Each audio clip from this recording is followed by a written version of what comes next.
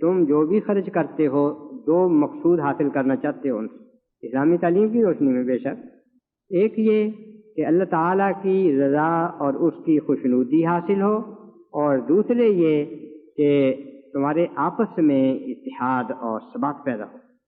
جماعت احمدیہ کے ذریعے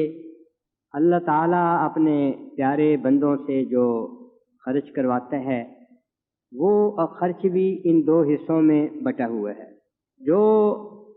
توحید کے قیام کے لیے خرچ کیا جاتا ہے وہ پاکستان میں بھی ہے اور بیرون پاکستان کے بہت سے ممالک میں، اور ہماری خواہش ہے کہ اگلے 10-15 سال میں ہر ملک میں توحید کے قیام کے لیے ہماری کوششیں تیز ہو جائیں، اور اللہ تعالیٰ کی طرف بھولے بھٹکے بندوں کو واپس لانے کے لیے ہماری تدبیر جو ہو وہ اللہ کے فضل سے ہماری حقیر کوششوں کے نتیجہ میں کامیاب ہو۔